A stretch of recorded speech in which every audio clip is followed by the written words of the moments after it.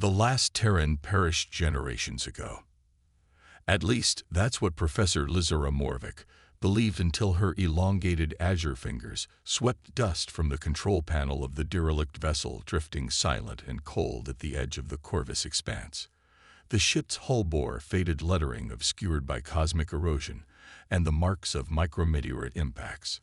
Exceptional preservation, Lizara murmured, her dual iridescent eyes shifting in asynchronous patterns as she absorbed the data readings. The loose skin beneath her jaw quivered slightly, the closest her species came to expressing excitement. The stasis mechanism maintained integrity for many decades after life support failed. Professor Morvik's assistant Taven stood at the entrance to the derelict ship's stasis chamber. His pale green epidermis reflected dimly in the emergency lights they'd rigged. The preliminary scans are complete. Lizara didn't turn around, her attention fixed on the Terran woman inside the pod before her. Her olive skin had the waxy sheen of death, but her cellular structure remained intact beneath the surface, a biological miracle considering the generations that had passed. The genetic material is. Taven fumbled with his datapad, sending it clattering to the deck. He snatched it up, fingers trembling under Lizara's withering gaze. The genetic material is viable, Professor, remarkably preserved by the experimental cryogenic system despite the catastrophic failure in life support. The DNA suffered minimal degradation.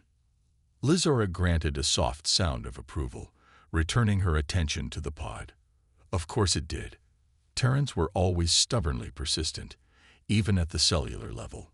She ran her elongated fingers over the control panel, deciphering the primitive interface. Their technological development never matched their biological resilience, a fascinating contradiction.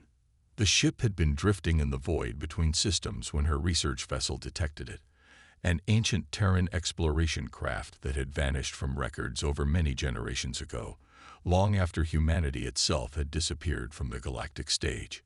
Prepare extraction units for all specimens, Lizara ordered. I want complete genetic profiles, cellular structure analysis, and preservation protocols initiated immediately. All of them, Professor. Taven's eyes widened with concern. Did I ask for your assessment of resource allocation? Lizara's loose skin folds trembled with irritation. When I want the opinion of a junior officer barely out of educational crutches, I'll extract it from you surgically. Taven's pale green skin darkened along his neck, the Xerethi equivalent of a flush. Yes, Professor. Right away. As the younger Xerethi retreated, Lizara turned back to the stasis pod.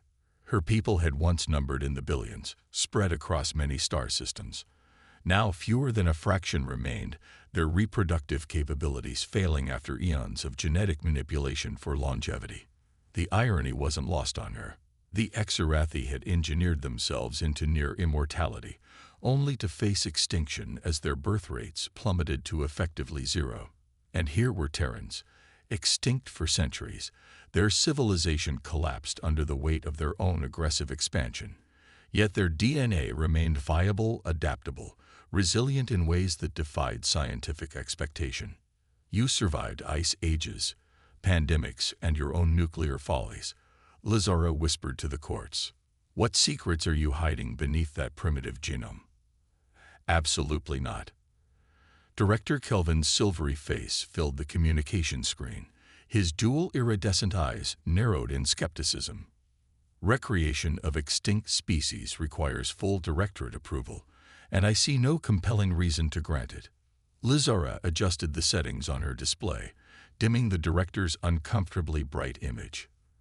The Terran genome contains adaptive properties unlike anything in our existing database, she countered.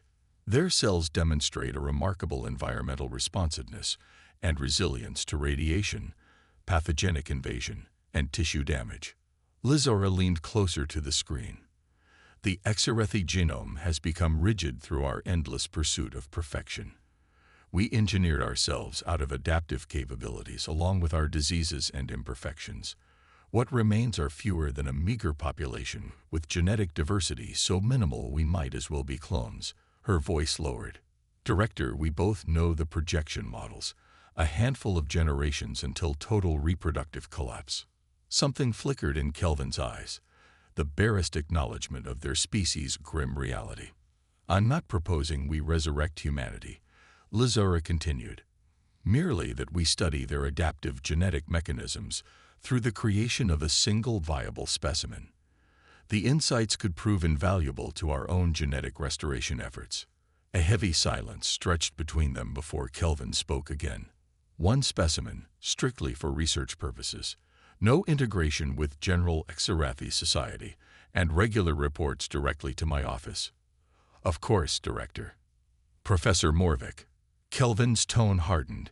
Remember that this approval comes with the understanding that any insights gained will be directed toward Xerathi preservation. This is not an academic exercise. The communication ended abruptly, leaving Lazara staring at her own reflection in the darkened screen. Her weathered face looked back at her, skin hanging in loose folds beneath her dual iridescent eyes, the face of one who had lived far beyond her natural span, yet still feared the end. Rekala, she called to her technician. Prepare the gestation chamber and begin sequencing the female specimen from Pod 3. Her cellular integrity was highest among the specimens. Rekala's slender form emerged from behind a bank of equipment, her bright eyes fixed on her datapad. I've already begun cellular repair on the degraded segments. Good. Lazara moved to her primary workstation, fingers flying across the interface. We'll need to accelerate the development process. I can't waste years raising a Terran child from infancy. As Rekala retreated to her station, her son Tevin entered the laboratory carrying a sealed container of specialized nutrients. The cellular cultivation medium is prepared, Professor. I've adjusted the balance to match Terran physiological parameters based on historical records. Put it over there. Lazara gestured vaguely toward a nearby workstation. And double-check your calculations. The last batch you prepared was significantly off. It was within the acceptable parameters, Tevin muttered, setting down the container with careful precision. Acceptable is not optimal, Lazara snapped, and optimal is barely adequate when attempting something unprecedented. Tevin straightened, a flash of defiance crossing his face before being carefully concealed. I have also taken the liberty of preparing alternative stabilization compounds for the damaged genetic sequences. I thought, when I want creative initiatives from you, I'll assign them. Lazara cut him off. Leave complex matters to those with experience. The young assistant retreated to his workstation. Once his back was turned, Rekala caught Lazara's eye and gave a slight headshake of disapproval before returning to her work. Lazara ignored her silent rebuke. The Terran genetic template was simultaneously simpler and more complex than she'd anticipated. Their DNA contained fewer base pairs than Xerathi genetics, yet somehow exhibited greater adaptive potential. Hours stretched into days as the laboratory team worked to solve the puzzle of Terran recreation. Lazara slept little, consumed by the challenge and the tantalizing promise it held, not just academic recognition, but potentially the salvation of her species. Many days into the gestation process, disaster struck. The proximity alarm blared through the laboratory as the station sensors detected a sudden radiation surge from a nearby pulsar. Containment fields at maximum, Lazara shouted, rushing to the gestation chamber controls. Tevin, reroute power from non-essential systems. Already done, Professor, Tevin replied, fingers flying across his console. Despite their efforts, the radiation shield fluctuated as wave after wave of cosmic energy battered the station. Lazara watched in horror as the monitoring equipment registered radiation penetrating the gestation chamber. Not enough to destroy their work, but certainly enough to alter it in unpredictable ways. Why weren't we warned about this stellar event? Lazara demanded, rounding on Tevin as the radiation levels finally began to stabilize. The pulsar wasn't due to cycle for many more days. Tevin defended himself, displaying the astronomical data. This was entirely unpredictable. Blaming others helps no one. Rekala interjected firmly, her hand steady as she adjusted the gestation chamber parameters. We need to assess the damage and adapt our approach. Lizara fell silent, her anger giving way to focused concern as she studied the readings. The embryo, now resembling a Terran child of adolescent development due to their acceleration protocols, showed significant cellular changes, but remarkably, it remained viable. "Continue monitoring," she ordered, her voice subdued, "and prepare for emergency termination if the mutation rates exceed critical thresholds." But the embryo defied expectations, stabilizing despite the radiation exposure. Days after beginning the process, the gestation chamber signaled completion. The monitoring equipment showed a fully formed adolescent female with vital signs, strong and brain activity well above baseline projections. "Remarkable," Ricola whispered, studying the readings. "The cellular integrity is unlike anything I've seen." "Prepare for extraction," Lizara ordered, "and be ready to terminate if necessary." The gestation fluid drained from the chamber, leaving the Terran specimen curled in a fetal position. As the chamber opened with a pneumatic hiss, the figure inside stirred slowly. She uncurled, revealing a slender form with olive skin and dark, tightly curled hair. Lizara stepped forward, clinical detachment firmly in place. If the experiment had failed, if the radiation had created something dangerous, she would need to act decisively. The girl's eyes opened, revealing irises of an impossible emerald that momentarily flickered with inner light. She looked directly at Lizara, her gaze clear and focused.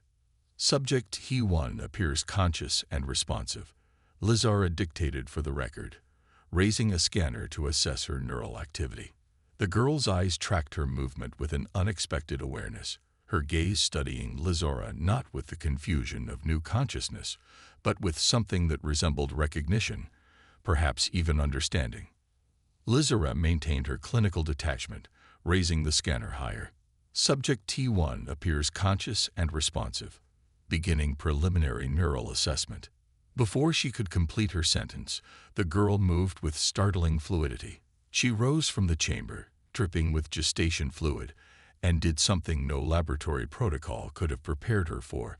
She stepped forward and wrapped her arms around Lizara's angular frame in a distinctly human gesture. An embrace. The contact froze Lizara in place, the girl's damp head pressed against her chest, her arms encircling her torso with gentle pressure. The gesture was completely foreign to Exarathi physiology and culture, yet somehow communicated more than words ever could.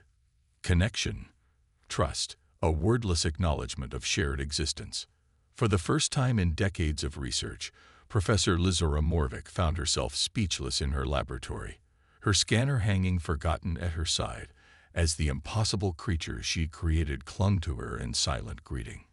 Days later, Lizara recorded her observations. "Subject T1 continues to display accelerated cognitive development," she dictated, observing the human child through the observation window.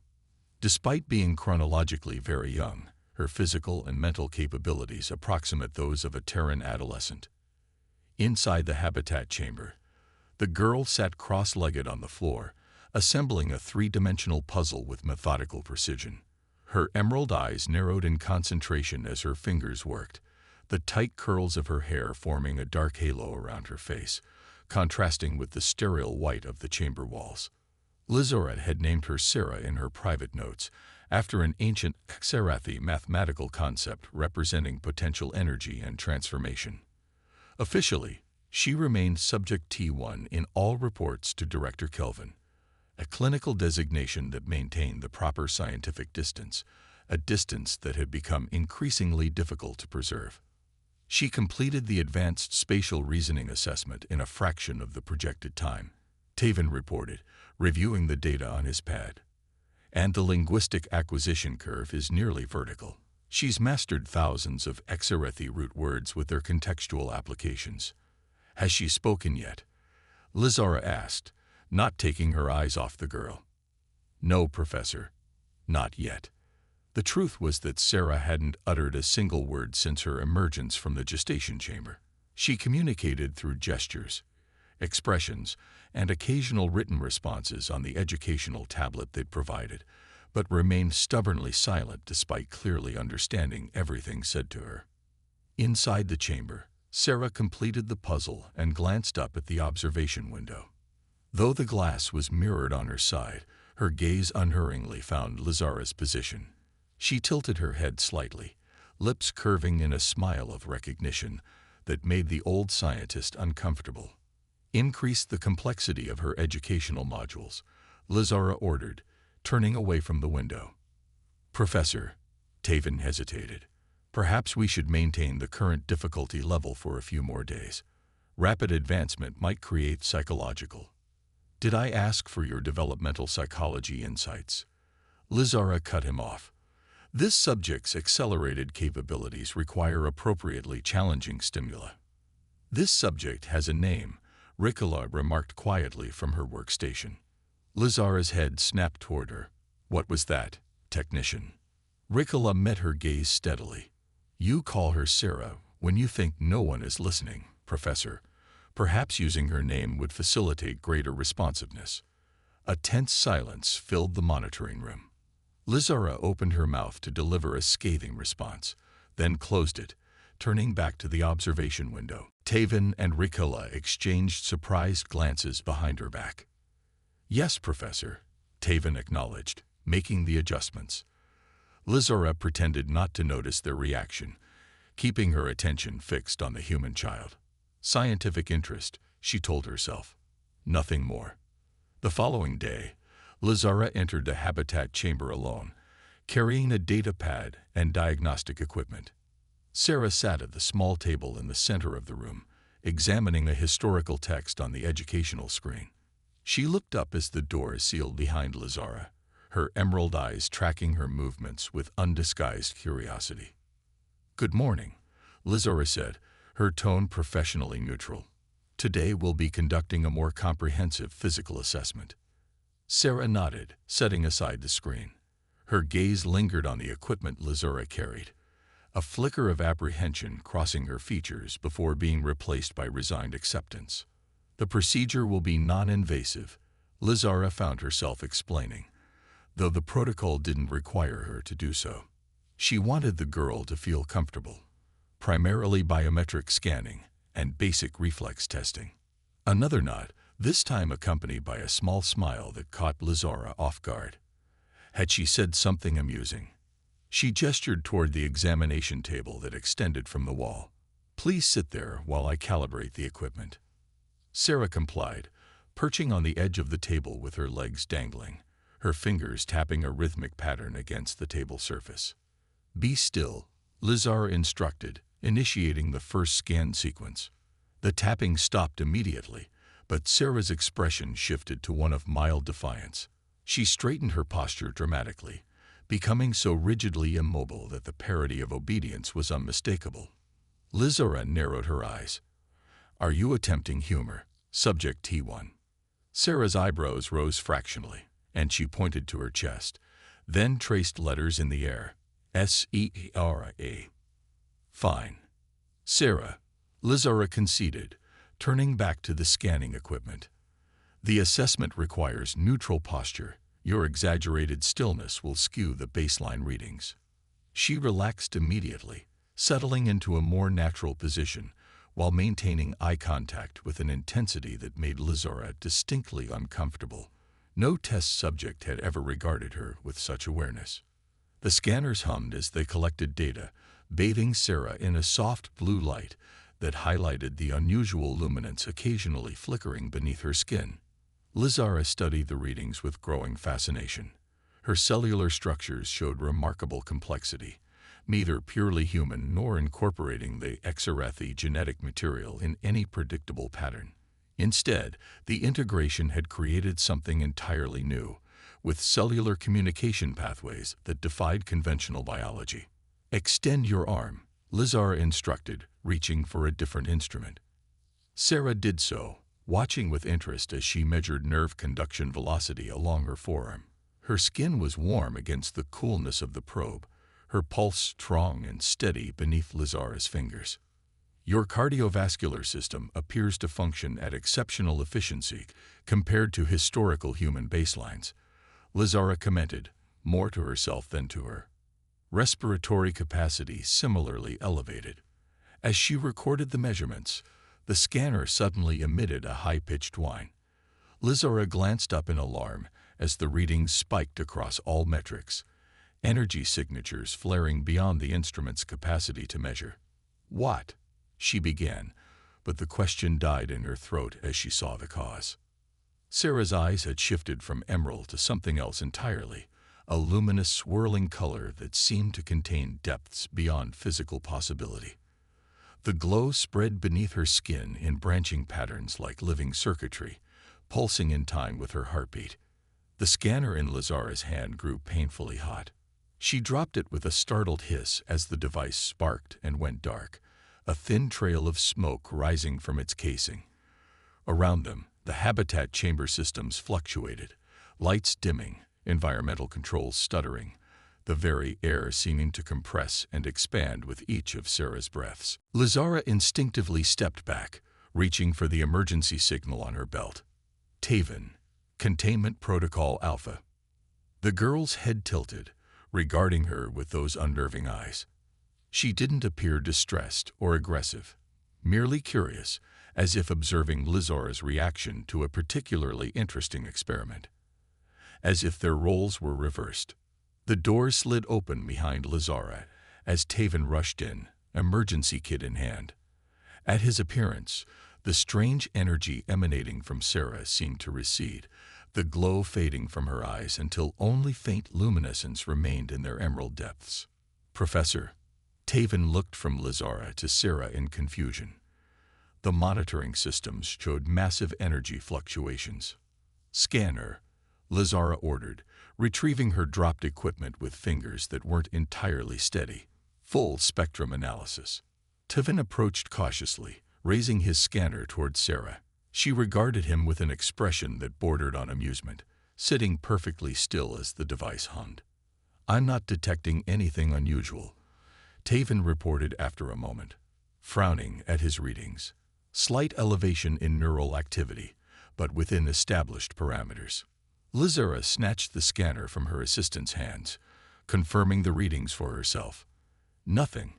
No trace of the impossible energy that had rendered her own equipment useless moments before. "She did something," Lizara insisted, glaring at Sarah. "Some kind of energy manipulation that affected the electronic systems." Sarah's expression remained innocently blank, though a subtle curve at the corner of her mouth suggested suppressed mirth. "Perhaps a malfunction in your scanner," Taven suggested carefully. "The equipment has been running continuously for several weeks." Lizara was about to deliver a scathing response when Sarah suddenly raised her hand, palm upward. Both Sarathi fell silent, watching as she focused intently on her open hand. For a long moment, nothing happened. Then, like oil spreading across water, a faint luminescence rippled across her palm, coalescing into a tiny point of light that hovered an inch above her skin. "By the ancient void," Taven whispered. The point of light expanded, forming intricate patterns that rotated slowly, a perfect miniature representation of the molecular structure they'd been studying the previous day. It gleamed with impossible detail, each atomic bond rendered in different shades of luminescence. As suddenly as it had appeared, the display vanished. Sarah lowered her hand, looking up at Lizara with an expression that clearly asked, "Is this what you meant?" "Complete biological and quantum scan." "Now," Lizara ordered. Over the next hour, they subjected Sarah to every analysis their laboratory could perform. The results defied conventional understanding. Her cells appeared to be communicating and adapting in ways neither human nor Exarathi biology should allow. The radiation exposure during gestation, combined with the genetic hybridization, had created something unprecedented in either species. "She's manipulating energy at a quantum level," Lizara concluded, staring at the final analysis, "creating direct interfaces between thought and physical matter." "Is it dangerous?" Taven asked quietly, glancing through the observation window where Sarah now sat reading calmly, as if nothing extraordinary had occurred. "Unknown," Lizara admitted, "but Director Kelvin cannot know of this development." Not until we understand it fully. Tavan looked surprised. You're not reporting it? Not yet. Lizara closed the file, encrypting it with her personal codes. This discovery requires careful documentation before presentation to the Directorate. It was the first time she'd ever withheld information from her superiors, a decision that had nothing to do with scientific protocols and everything to do with the strange protective impulse that had taken root since Sarah's emergence from the chamber. An impulse she refused to acknowledge even to herself. Weeks later, the laboratory had adapted to a new normal. Sarah's abilities manifested unpredictably, sometimes triggered by emotional states, other times by focused concentration. She remained silent, still communicating through her tablet, gestures, and occasional displays of her strange energy manipulation. Lizara maintained meticulous records of each manifestation, developing a series of controlled experiments to map the extent of her capabilities.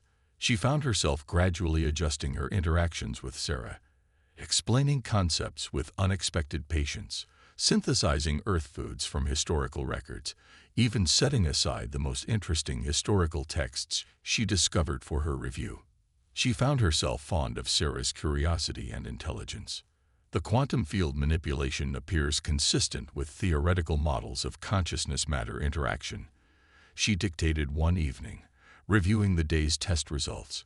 Subject demonstrates increasing control over duration and complexity of manifestations. Sarah, seated across the laboratory at a workstation Lizara had grudgingly assigned her, looked up from her studies with a pointed expression. She tapped her chest emphatically. Sarah demonstrates increasing control. Lizara corrected herself with a hint of irritation, though her stubborn insistence on personalization remains scientifically irrelevant. The girl's lips curved in a victorious smile before she returned to her work.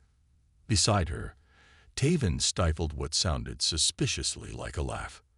Have you completed the cellular comparison analysis, Assistant Tavan, or are you finding my subject's behavioral quirks more professionally engaging? Lizara asked. Completed and uploaded to your secure server, Professor, Tavan replied smoothly, along with the comparative developmental projections you requested. Lizara grunted.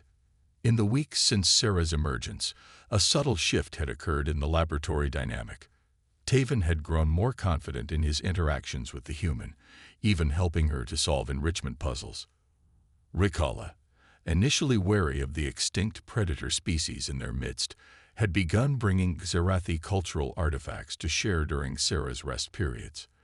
The three of them were forming connections that transcended professional obligation, connections Lizara observed with scientific detachment, or so she told herself. A sharp pain lanced through her hand, interrupting her thoughts. Lizara hissed, looking down to find she'd caught her skin on a jagged edge of equipment she'd been adjusting. Dark blue Xerathi blood welled from the cut, surprisingly deep and already throbbing with discomfort. Careless, she muttered, reaching for the medical kit with her uninjured hand. A small sound, the first she'd ever heard from her, drew her attention. Sarah stood beside her workstation, her forehead creased with concern. Before Lizara could react, she reached out and took her injured hand in both of hers. This is unnecessary, Lizara began, trying to pull away. A simple medical adhesive will. She fell silent as warmth spread from Sarah's touch, radiating up her arm in gentle waves. Sarah's eyes had taken on that now familiar luminescence, but controlled, focused. Lizara watched in astonishment as the edges of the cut drew together before her eyes, cells knitting with visible acceleration until only a faint line remained where the wound had been. Sarah released her hand, swaying slightly with the effort. A small smile crossed her face as she caught her balance. That's. Lizara examined her healed skin in disbelief. How did you? The laboratory door slid open as Rikala returned from the supply levels. Sarah swiftly stepped back from Lizara, the glow fading from her eyes. The new protein sequencers have arrived, Rikala announced, then paused, registering the tension in the room. Has something happened? Our subject has manifested a new ability, Lizara stated, her scientific demeanor reasserting itself. some form of accelerated cellular regeneration through direct energy transfer. Remarkable. Rikala set down her equipment, approaching to examine Lizara's hand. Was there pain? No, Lizara admitted. Only awareness. Sarah returned to her workstation, seemingly untroubled by the marvel she just performed. She picked up her tablet, fingers flying across its surface before turning to display a message to the room. Handy abilities, get it? A startled laugh escaped Taven before he could suppress it. Rikala's lips twitched at the wordplay. Lizara stared at the human child, who met her gaze with unmistakable mischief in her emerald eyes. Was that a pun? She asked incredulously. Sarah nodded, her serious expression belied by the gleam in her eyes. She typed another message. Laughter helps healing too.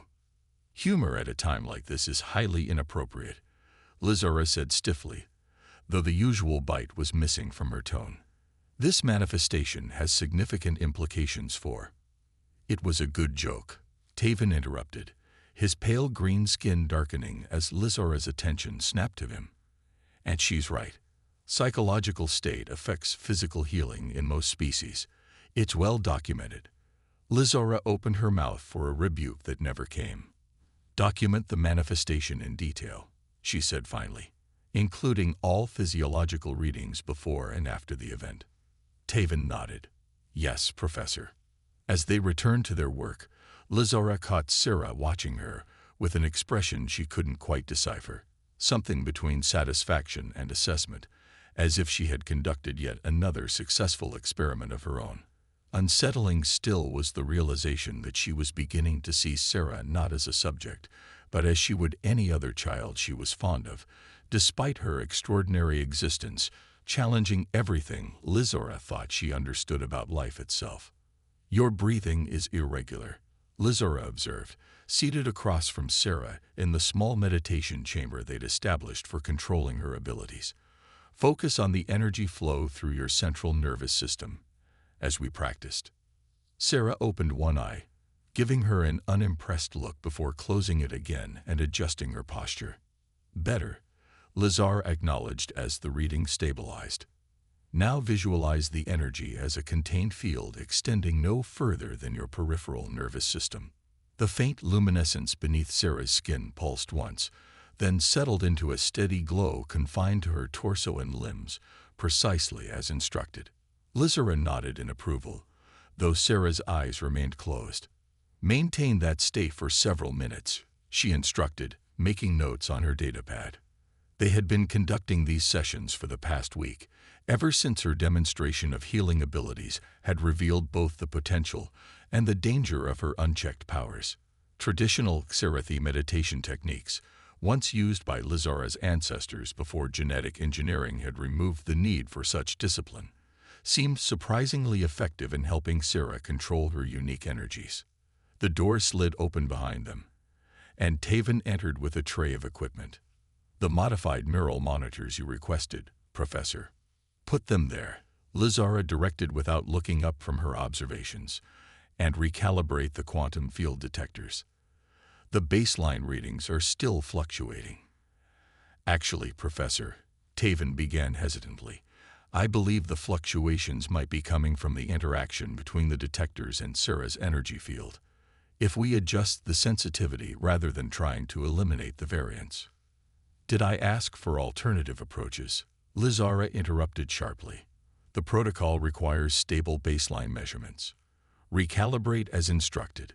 Sarah's eyes snapped open, the emerald depths flashing with sudden intensity. She unfolded from her meditation posture and stood, glaring at Lizara. The meditation session is not complete, Lizara told her firmly. Return to your position. Instead, Sarah strode to her tablet on the nearby table, typing rapidly before turning the screen toward Lizara. Taven is right. You are wrong. Lizara stared at the message, then at the human child who continued to regard her with unflinching challenge. Excuse me, Taven is right, she typed again. Quantum fields always interact. Adjust sensitivity. And what would you know of quantum field theory? Lizara asked, her tone dangerously quiet. You've existed for less than a season.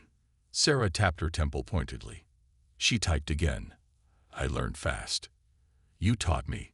Duh. Even if that were true, Lazara said stiffly, laboratory protocols exist for reasons beyond your comprehension. Sarah. Lazara said her name before she could catch herself. For a long moment, Sarah didn't move. Her emerald eyes held Lazara's iridescent ones in silent challenge, the air between them almost crackling with tension. Then deliberately, she turned to Taven. Taven is right, she said, her voice clear and strong despite weeks of silence. Adjust the sensitivity. The sound of her voice, the first complete sentence she had ever spoken, stunned both Xerathi into momentary silence. You heard her, Lazara said finally, her tone unreadable. Adjust the sensitivity. Taven hurried to comply, casting a grateful look toward Sarah as he passed. She returned to her meditation position with quiet dignity, closing her eyes once more. Lazara studied her for a long moment before speaking again, her voice softer than before. That was your first full sentence. Sarah opened one eye. I was waiting for something worth saying. She closed it again, a small smile playing at the corners of her mouth. Despite herself, Lazara felt an answering smile tugging at her own lips, one she carefully suppressed before Taven could notice. Impudent creature, she muttered with a note of fondness. Focus on your meditation. But as she recorded the day's observations, one thought kept returning. Sarah hadn't spoken to express need or distress, or even to defend herself. Her first words had been to defend someone else, to challenge Lazara on behalf of another. The realization affected her more than she cared to admit. That evening, Lazara found herself reviewing the day's data alone in the laboratory. The modified sensitivity settings had indeed provided much clearer readings of Sarah's energy patterns, a fact she had acknowledged with grudging approval. Ricola came in with a stack of reports. The regular submission for Director Kelvin is prepared for your review, Professor. Leave it there. Lazara gestured toward her workstation without looking up. I'll transmit it in the morning. Ricola set down the reports but didn't leave. I noticed you've continued to omit certain data regarding Sarah's energy manipulation abilities from the official reports, she said, her tone carefully neutral, along with today's verbal breakthrough. Lazara's eyes narrowed. The report contains all information relevant to the approved research parameters. Director Kelvin doesn't need to be bothered with developmental anomalies until we fully characterize them. Ricola hesitated. Professor, with respect, what Sarah can do goes far beyond anomalous. It represents an altered understanding of human biology and physics. She is not a normal human. The Directorate would consider such findings. I know precisely what the Directorate would consider such findings. Lazara cut her off, her voice low and intense. They would reclassify her from research subject to strategic resource immediately. The testing would intensify beyond anything we're doing here. They would take her apart piece by piece to understand what makes her unique.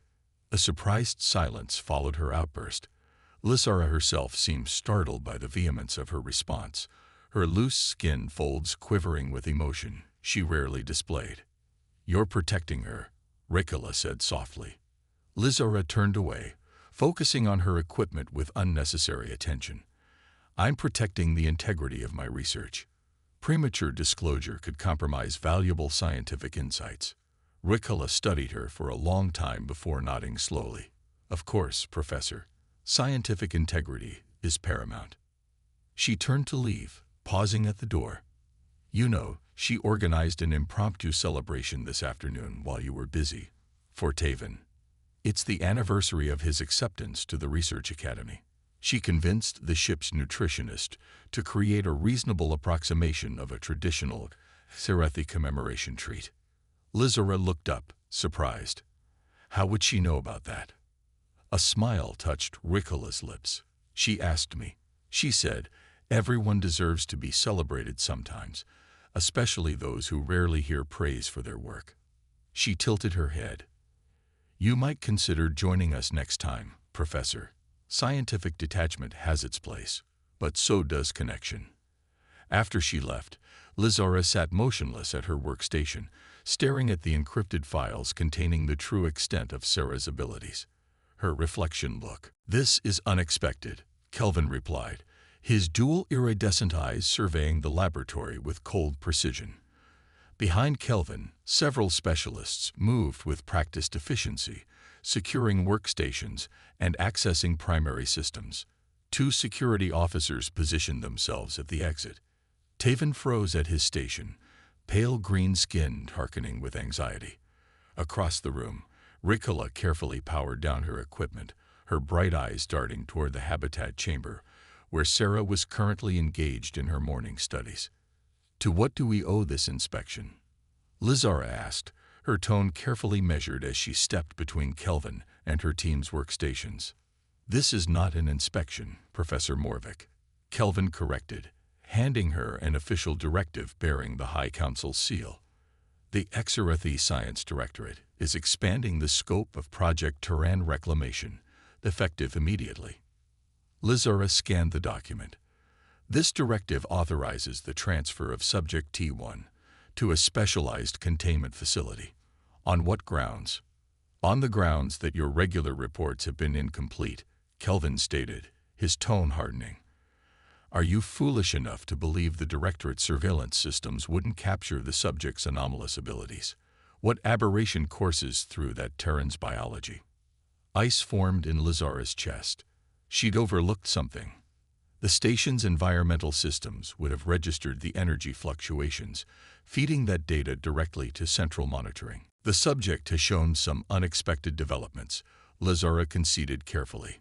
"However, my team and I have this situation well in hand. These abilities require careful study under controlled conditions with researchers familiar with the subject's particular. Your attachment to this research has compromised your scientific objectivity," Kelvin interrupted, gesturing to his specialists. "The subject will be transported to a comprehensive facility." The specialists moved toward the habitat chamber, carrying specialized equipment Lizara recognized all too well: neural inhibitors and biocontainment fields designed for unknown life forms considered potentially hazardous. "Director, the transition protocols alone could destabilize the subject's neural pathways," Lizara objected, moving to intercept them. "At minimum, we need a gradual acclimation period of several cycles." Kelvin's hand clamped around Lizara's arm, surprisingly strong. "Your concerns are irrelevant at this point, Professor." Through the observation window, Lizara could see Sarah looking up from her studies, emerald eyes focused on the sudden activity outside her chamber. She set aside her educational tablet, rising to her feet with unusual stillness. "At least allow me to explain the situation to her," Lizara insisted, lowering her voice. "She's intelligent and cooperative. A dramatic transition could trigger unpredictable manifestations of her abilities." Kelvin studied her before inclining his head slightly. "A few minutes, Professor. No more." Lizara didn't waste time acknowledging the concession. She moved swiftly to the habitat chamber entrance. The door slid open, and she stepped inside. Sarah stood in the center of the room, her emerald eyes tracking every movement beyond the observation window. "What's happening?" she asked softly, her voice steady despite the tension evident in her posture. "Director Kelvin has ordered your transfer to a different research facility," Lizara explained, keeping her tone carefully neutral while positioning herself to block Sarah's view of the preparations outside. "They wish to conduct more extensive testing on your unique biological properties." Sarah's gaze sharpened. "They know what I can do." "Yes." Her eyes flickered to Lizara. "And you tried to hide it from them." Lizara hesitated. "I felt the research should proceed under controlled conditions with proper—" "You were protecting me," Sarah said flatly. She glanced past Lizara. "But you can't anymore, can you?" For the first time in her extensive career, Lizara Morvik found herself at a loss for words. The clinical explanation she prepared crumbled against the simple truth in Sarah's statement. She had been protecting her, not as a valuable research subject, but as something approaching a familial bond, something she hadn't allowed herself to acknowledge. She began, but was interrupted as Director Kelvin entered the chamber flanked by two specialists. Subject T1, Kelvin said. I am Director Kelvin of the HFY Science Directorate. You will be relocated to our primary research facility for more comprehensive testing. Sarah's eyes flicked between Kelvin and Lazara, her expression unreadable. And if I don't want to go? Unimportant, Kelvin stated, gesturing to the specialists who moved forward with sedation equipment. The transition will be smoother if you cooperate. Lazara stiffened. Director, this approach is unnecessarily. Step aside, Professor, Kelvin ordered. Your role in this project has concluded. As the specialists advanced with neural inhibitors, something changed in Sarah's demeanor. The luminescence beneath her skin began to pulse, subtle at first, then more pronounced. Her emerald eyes darkened to something deeper, currents of energy visibly swirling in their depths. Sedate her now, Kelvin commanded sharply. The first specialist raised an injector, but before he could activate it, the electronic device sparked in his hand. He dropped it with a startled cry as every piece of technology in the chamber simultaneously malfunctioned, screens flickering, lights pulsing in erratic patterns. Sarah, Lazara said quietly, control it, please. But it was too late. The fear and stress had triggered something beyond Sarah's developing control. Equipment shorted out in cascading failures, and the emergency containment field activated automatically, sealing the chamber. Sarah's body rose several inches from the floor, suspended in a field of her own creation as the energy coursing through her increased exponentially. Her eyes were now pools of swirling emerald light, her expression shifting between fear and determination as she fought for control. Alarms blared throughout the laboratory as the station systems detected the massive energy surge. Outside the chamber, Taven and Rikala were being evacuated along with the rest of Kelvin's team, while emergency protocols engage. What is happening? Kelvin demanded, backing away from the suspended human. She's experiencing a neural cascade, Lazara explained urgently, moving toward Sarah rather than retreating. Her abilities are tied to her emotional state. Kelvin flinched as Sarah's energy field expanded, cracking the reinforced observation window. Despite the energy swirling around her, Lazara stepped closer, entering the immediate radius of Sarah's field. The sensation was extraordinary, every cell in her body suddenly singing with awareness. This is unexpected, Kelvin replied, his dual iridescent eyes surveying the laboratory with cold precision. Behind Kelvin, several specialists moved with practiced efficiency, securing workstations and accessing primary systems. Two security officers positioned themselves at the exit. Taven froze at his station, pale green skin darkening with anxiety. Across the room, Rikala carefully powered down her equipment, her bright eyes darting toward the habitat chamber, where Sarah was currently engaged in her morning studies. To what do we owe this inspection? Lazara asked, her tone carefully measured as she stepped between Kelvin and her team's workstations.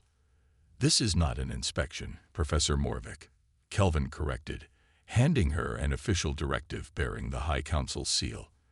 The HFY Science Directorate is expanding the scope of Project Terran Reclamation, effective immediately. Lazara scanned the document. This directive authorizes the transfer of Subject T1 to a specialized containment facility. On what grounds? On the grounds that your regular reports have been incomplete, Kelvin stated, his tone hardening. Are you foolish enough to believe the Directorate's surveillance systems wouldn't capture the subject's anomalous abilities? What aberration courses through that Terran's biology? Ice formed in Lazara's chest. She'd overlooked something. The station's environmental systems would have registered the energy fluctuations, feeding that data directly to central monitoring. This is unexpected, Kelvin replied, his dual iridescent eyes surveying the laboratory with cold precision. Behind Kelvin, several specialists moved with practiced efficiency, securing workstations and accessing primary systems. Two security officers positioned themselves at the exit. Taven froze at his station, pale green skin darkening with anxiety. Across the room, Ricola carefully powered down her equipment, her bright eyes darting toward the habitat chamber, where Sarah was currently engaged in her morning studies. "To what do we owe this inspection?" Lizara asked, her tone carefully measured as she stepped between Kelvin and her team's workstations. "This is not an inspection, Professor Morvik," Kelvin corrected, handing her an official directive bearing the High Council's seal. "That HFY Science Directorate is expanding the scope of Project Turan Reclamation, effective immediately." Lizara scanned the document. "This directive authorizes the transfer of Subject T1 to a specialized containment facility. On what grounds?" "On the grounds that your regular reports have been incomplete," Kelvin stated, his tone hardening. "Are you foolish enough to believe the Directorate's surveillance systems wouldn't capture the subject's anomalous abilities? What aberration courses through that Terran's biology?" Ice formed in Lizara's chest. She'd overlooked something. The station's environmental systems would have registered the energy fluctuations, feeding that data directly to central monitoring. "The subject has shown some unexpected developments," Lizara conceded carefully. "However, my team and I have this situation well in hand. These abilities require careful study under controlled conditions with researchers familiar with the subject's particular. Your attachment to this research has compromised your scientific objectivity," Kelvin interrupted, gesturing to his specialists. "The subject will be transported to a comprehensive facility." The specialists moved toward the habitat chamber, carrying specialized equipment Lizara recognized all too well: neural inhibitors and biocontainment fields designed for unknown life forms considered potentially hazardous. "Director, the transition protocols alone could destabilize the subject's neural pathways," Lizara objected, moving to intercept them. "At minimum, we need a gradual acclimation period of several cycles." Kelvin's hand clamped around Lizara's arm, surprisingly strong. "Your concerns are irrelevant at this point, Professor." Through the observation window, Lizara could see Sarah looking up from her studies, emerald eyes focused on the sudden activity outside her chamber. She set aside her educational tablet, rising to her feet with unusual stillness. "At least allow me to explain the situation to her," Lizara insisted, lowering her voice. "She's intelligent and cooperative. A dramatic transition could trigger unpredictable manifestations of her abilities."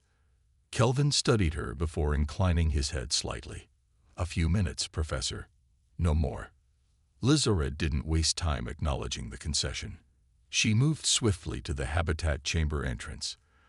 The door slid open, and she stepped inside.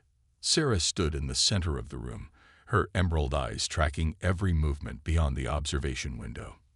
"What's happening?" she asked softly, her voice steady despite the tension evident in her posture. "Director Kelvin has ordered your transfer to a different research facility," Lizara explained, keeping her tone carefully neutral while positioning herself to block Sarah's view of the preparations outside. "They wish to conduct more extensive testing on your unique biological properties." Sarah's gaze sharpened. "They know what I can do." "Yes." Her eyes flickered to Lizara. "And you tried to hide it from them." Lizara hesitated. "I felt the research should proceed under controlled conditions with proper—" "You were protecting me," Sarah said flatly. She glanced past Lizara. "But you can't anymore, can you?" For the first time in her extensive career, Lizara Morvik found herself at a loss for words. The clinical explanation she prepared crumbled against the simple truth in Sarah's statement. She had been protecting her, not as a valuable research subject, but as something approaching a familial bond, something she hadn't allowed herself to acknowledge. She began, but was interrupted as Director Kelvin entered the chamber flanked by two specialists. "Subject T1, Kelvin said. "I am Director Kelvin of the HFY Science Directorate. You will be relocated to our primary research facility for more comprehensive testing." Sarah's eyes flicked between Kelvin and Lizara, her expression unreadable. "And if I don't want to go?" "Unimportant," Kelvin stated, gesturing to the specialists who moved forward with sedation equipment. "The transition will be smoother if you cooperate." Lizara stiffened. Director, this approach is unnecessarily. Step aside, Professor, Kelvin ordered. Your role in this project has concluded. As the specialists advanced with neural inhibitors, something changed in Sarah's demeanor. The luminescence beneath her skin began to pulse, subtle at first, then more pronounced. Her emerald eyes darkened to something deeper, currents of energy visibly swirling in their depths. Sedate her now, Kelvin commanded sharply. The first specialist raised an injector, but before he could activate it, the electronic device sparked in his hand. He dropped it with a startled cry as every piece of technology in the chamber simultaneously malfunctioned. Screens flickering, lights pulsing in erratic patterns. Sarah, Lazara said quietly. Control it, please. But it was too late. The fear and stress had triggered something beyond Sarah's developing control. Equipment shorted out in cascading failures, and the emergency containment field activated automatically, sealing the chamber. Sarah's body rose several inches from the floor, suspended in a field of her own creation as the energy coursing through her increased exponentially. Her eyes were now pools of swirling emerald light, her expression shifting between fear and determination as she fought for control. Alarms blared throughout the laboratory as the station systems detected the massive energy surge. Outside the chamber, Taven and Rikala were being evacuated along with the rest of Kelvin's team, while emergency protocols engage. What is happening?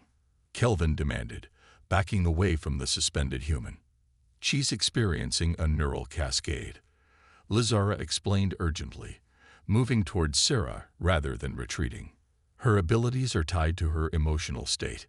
Kelvin flinched as Sarah's energy field expanded, cracking the reinforced observation window. Despite the energy swirling around her, Lazara stepped closer, entering the immediate radius of Sarah's field. The sensation was extraordinary, every cell in her body suddenly singing with awareness.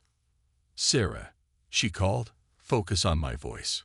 Remember the meditation techniques. Her eyes showed no recognition. The entire room shuddered with exertion. Lazara did the only thing she could think of. She hugged Sarah. For a moment, the energy intensified further, the very air shimmering with distortion. Then, gradually, the chaotic patterns began to stabilize, pulsing in rhythm with Lazara's words as Sarah's arms slowly wrapped around her. That's it, she encouraged, her tone softer than anyone believed possible from the notoriously harsh professor. Contain it within your peripheral nervous system. Slowly, the energy field contracted. Sarah's feet touched the floor again as the suspension effect diminished, though her eyes still swirled with emerald light. She's listening to you, Kelvin observed quietly, his scientific curiosity momentarily overriding his alarm. Fascinating. The subject has a bond with you. Her name is Sarah, Lazara said without looking away from her. And yes, we have established a familial connection of trust, which is why dramatic transition protocols were inadvisable. As Sarah's energy continued to stabilize, the emergency systems powered down, though the containment field remained active. Beyond the damaged observation window, Lazara could see Directorate specialists adjusting equipment, clearly preparing for a second attempt at securing her. Director, a specialist called through the communication system. Medical scans are complete. You need to see this immediately. Kelvin moved to the shattered window, examining the data with growing intensity. Lazara remained at Sarah's side, murmuring reassurance as her control gradually strengthened. Is this data accurate? Kelvin demanded, staring at the readings. Confirmed across multiple independent scanning systems, the specialist replied. The subject's cells can restructure and adapt almost instantaneously. Synaptic patterns operate in quantum states. Kelvin turned slowly, regarding Sarah. This changes things. The cold assessment in his tone sent a chill through Lazara.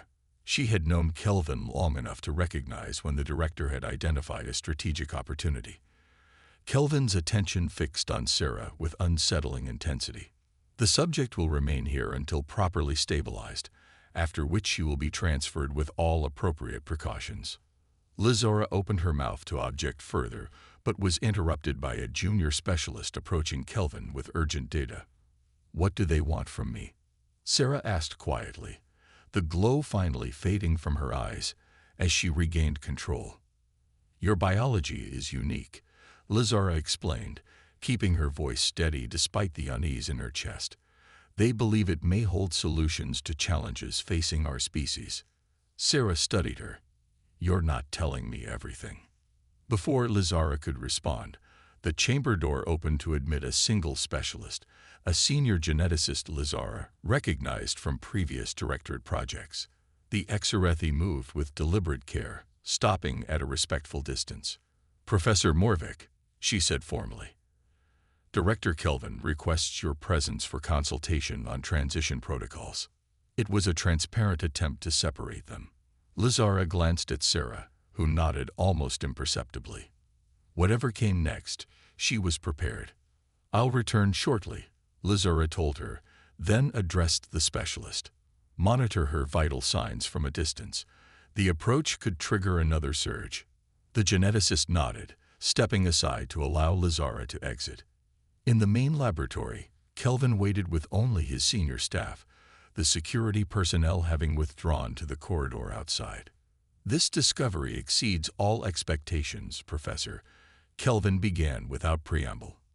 "Her abilities are still developing," Lizara cautioned. "We've barely begun to understand the underlying mechanisms. That understanding would accelerate considerably with dedicated resources," Kelvin replied, displaying a data projection that made Lizara's blood run cold. The image showed expansive laboratory facilities being rapidly constructed on Serath Prime. Genetic extraction chambers, embryonic growth matrices, and testing units designed for continuous biometric harvesting.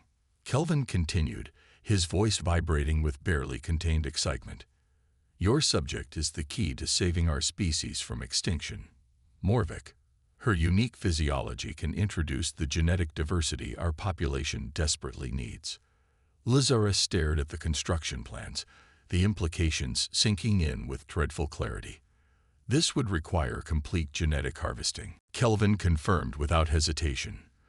"The more efficient approach, scientifically speaking, though it would regrettably be terminal for the subject." The clinical detachment in Kelvin's voice as he discussed Sarah's death struck Lizara like a physical blow. She had worked beside this man for decades, sharing the goal of preserving their declining species. Yet in this moment, Kelvin seemed utterly alien to her. "She is a sentient being," Lizara said, her voice low and dangerous. "Condemning her to endless experimentation or outright killing her for genetic material isn't right. There are other ways to learn from her." "Ethics are a luxury of thriving species," Kelvin countered coldly. "We are facing extinction, Professor. Between one extinct species with no legal protections and the survival of our own kind, the ethical calculation is quite simple." "No legal protections," Lizara repeated.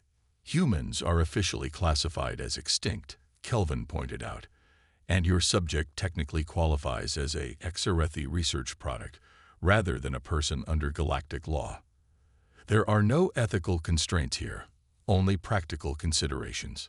Lizara stared at the director, seeing for the first time the desperation that drove him. The same desperation that had once motivated her own research, the frantic need to preserve what remained of their species, no matter the cost. But something had changed in her. Somewhere between discovering the derelict human ship and this moment, her priorities had shifted. The cold equation of species survival had been complicated by the emerald-eyed girl who healed with a touch and challenged her with stubborn persistence that matched her own. "The subject will be sedated and prepared for transport soon," Kelvin declared, interpreting Lizara's silence as acquiescence. "Your expertise would be valuable to the integration program, Professor. The director is prepared to offer you a leading role in the new facility." Before Lizara could respond, Taven appeared at the laboratory entrance, his pale green skin flushed with exertion as if he'd been running. "Professor Morvik, urgent communication from station control." Kelvin frowned at the interruption. "Whatever it is can wait, Assistant." It's a priority alert regarding the station's communication array. Taven insisted, his eyes conveying a message beyond his words as they briefly met Lazarus. Security protocols require immediate verification by the senior researcher present. Understanding flickered in Lazarus' mind. Taven was creating a diversion. But why? Attend to it, Professor, Kelvin said dismissively. We'll continue our discussion afterward. Lazarus followed Taven into the corridor, maintaining a professional demeanor until they were out of earshot. The moment they rounded a corner, Taven pulled her into a nearby monitoring alcove. They're building harvesting facilities, the young assistant whispered urgently. Not just on Serath Prime. I accessed the secure communications while they were focused on the containment breach. I know, Lazarus replied grimly. Kelvin showed me the construction plans. Not all of them, Taven countered, displaying data on his personal device. They've been developing this program for months, Professor. The embryonic growth chambers, the genetic extraction facilities, they are already operational on several different worlds. They were waiting for confirmation that Sarah's biology could provide what they needed. Lazarus stared at the evidence. This had never been about scientific research or even studying human resilience. The Directorate had seen the potential for exploitation from the beginning, using her research as a pathway to their true goal. They intend to kill her, she said quietly. Or worse, keep her alive indefinitely, as a genetic resource. Taven nodded, his youthful face grim with understanding beyond his years. What do we do, Professor?